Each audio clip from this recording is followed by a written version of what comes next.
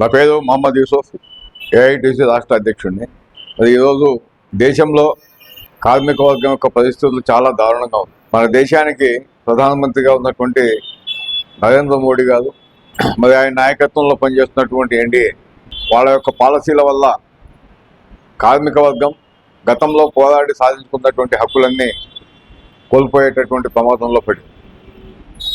మోడీ గారు అధికారంలో రాగానే 40 మంది అంతకంటే తక్కువ ఉన్నటువంటి సంస్థలకి ఫ్యాక్టరీస్ యాక్ట్ వర్తించదు అని చెప్పి ఆయన అధికారంలో వచ్చినప్పుడు 2014లోనే ఒక ఆర్డినెన్స్ తీసుకొచ్చి వీళ్ళు ఫ్యాక్టరీస్ యాక్ట్ కిందకి రాకుండా చేయటం వల్ల ఆ కార్మికులకు కార్మిక హక్కులు పూర్తిగా కోల్పోవడం జరిగింది.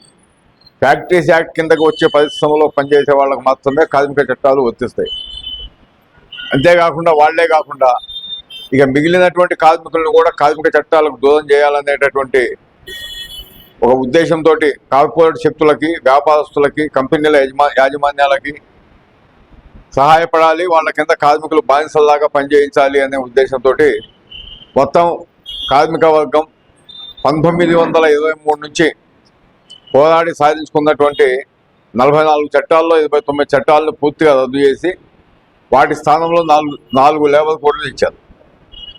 గతంలో ఐకే గుజరాల్ ప్రభుత్వం ఉన్నప్పుడు దాంట్లో హోంశాఖ మంత్రిగా పనిచేసినటువంటి కమ్యూనిస్ట్ పార్టీ నాయకుడు ఇంద్రజిత్ గుప్తా గారు కార్మికులకు 10% నుంచి 12% పిఎఫ్ నిర్ణయించి అమలు చేయిస్తే ఇవాళ దాన్ని కోట్ల పేరుతోటి బీజేపీ ప్రభుత్వం 10%కి తగ్గించాలనే పద్ధతిలో కోట్లలో పెట్టింది. 10% చేస్తారంట. అంతేకాకుండా అబద్ధాలు చెప్తా ఉన్నారు. అందరికీ అపాయింట్మెంట్ ఆర్డరు, అందరికీ ఈఎస్ఐ పిఎఫ్, సంవత్సరం దాటినటువంటి వాళ్ళ గ్రాడ్యుయేటీ అని చెప్పి మొత్తం చెప్తూ అవి ఎట్లా వస్తున్నాయి, గతంలో ఇవి ఉన్నాయా లేవా అనే విషయాలు చెప్పకుండా ఏదో మేమే సాధించినాం అనేటటువంటి అంశాలు చెప్తా ఉన్నారు. గత చట్టాల ప్రకారం కూడా కార్మికుడు ఇండస్ట్రీలో అయ్యేటప్పుడు అపాయింట్మెంట్ ఆర్డర్ ఇవ్వాలి. ఒక సంవత్సరంలో 240 దినాలు పనిచేస్తే ఆ కార్మికుడిని పర్మనెంట్ కార్మికుడిగా గుర్తించి అతనికి అన్ని సౌకర్యాలు కల్పించాలని చెప్పి గత చట్టాల్లో ఉంది. మరి ఈయన చెప్పేటటువంటి అపాయింట్మెంట్ ఆర్డర్ ఎవరికి ఇస్తాడో మాకు అర్థం కావట్లా. అంటే కాంట్రాక్ట్ సిస్టంలో అందరినీ పెట్టుకోవచ్చు అని చెప్పి మొత్తం వాళ్ళందరికీ పర్మిషన్లు ఇచ్చి మరి కాంట్రాక్ట్ ఉద్యోగులకు నువ్వు అపాయింట్మెంట్ ఆర్డర్ ఇస్తావా, లేకపోతే కాల పరిమితితో కూడుకున్న ఉద్యోగాలు అంటే టైం బేస్డ్ ఎంప్లాయ్మెంట్ అంటున్నారు. ఈ టైం బేస్డ్ ఎంప్లాయ్మెంట్ దానికి సంబంధించి ఏంటంటే యజమాని కాలం పరిమితిని నిర్ణయిస్తాడు. గతంలో ఉన్నటువంటి 1946లో ఉన్న స్టాండింగ్ ఆర్డర్ చట్టం ప్రకారం 18 సంవత్సరాలు దాటిన యువకుడు ఉద్యోగంలో జాయిన్ అయితే రిటైర్మెంట్ వయసు 58, మధ్యలో తీసేయడానికి వీల్లేదు. మరి అలాంటిది ఈ 58 సంవత్సరాలు ఆ చట్టం నిర్ణయిస్తే ఈయనేమంటున్నా అంటే యజమాని ఎంత టైం పని చేయించుకోవాలో నిర్ణయిస్తాడు. అట్లాంటి వాళ్ళకి సంవత్సరం పూర్తి అయితే గ్రాడ్యుయేటీ ఇస్తాం. మరి యజమాని సంవత్సరం పూర్తి కాయిస్తాడనే గ్యారంటీ కూడా లేదు. యజమాని 11 నెలల్లో కూడా కాగితం ఇవ్వవచ్చు. అందరికీ ఈఎస్ఐ పిఎఫ్ బోనస్ ఇస్తా అని చెప్పి అంటున్నాడు. ఈఎస్ఐ మీద 1,000 సీలింగ్ ఉంది.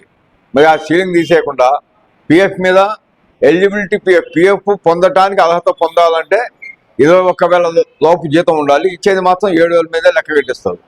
మరి అట్లాంటి పరిస్థితుల్లో ఆ సీలింగ్ తీసేయకుండా అట్లాగే బోనస్ మీద కూడా సీలింగ్ ఉంది, బోనస్ మీద సీలింగ్ ఉంది.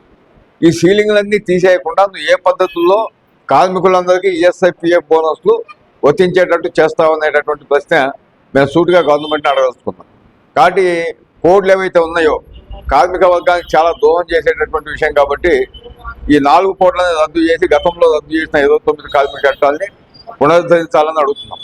ఈ కోడ్లు అమల్లోకి వస్తే ఒక యూనియన్ని యాజమాన్యం గుర్తించాలి అంటే 52% సభ్యత్వం కలిగి ఉండాలి అని చెప్పి ఒక నిబంధన పెట్టారు.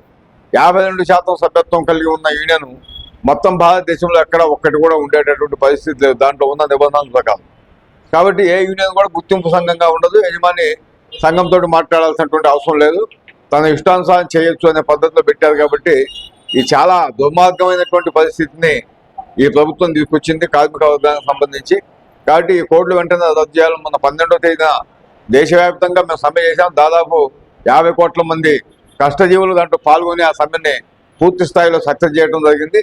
మళ్ళీ ఏమాత్రం మీద వెనక్కి తగ్గకపోతే ఆ కోడ్లని అట్లాగే పెట్టుకుంటామంటే కార్మిక వర్గానికి మేము ఇచ్చే పిలుపు ఒకటే, ఈ ప్రభుత్వాన్ని దించేయాలా, కార్మిక వర్గానికి సంబంధించినటువంటి ప్రభుత్వాన్ని తెచ్చుకుంటేనే మన సమస్యలు పరిష్కారం అవుతాయని చెప్పి ఇంకా ప్రభుత్వం మీద ఇంకా ఒత్తిడి తేవడానికి భవిష్యత్తులో నిరవధిక సమ్మె కోసం కూడా మేము పిలిపించేటటువంటి అవకాశం ఉందని చెప్పి ఈ సందర్భంగా తెలియజేస్తాం.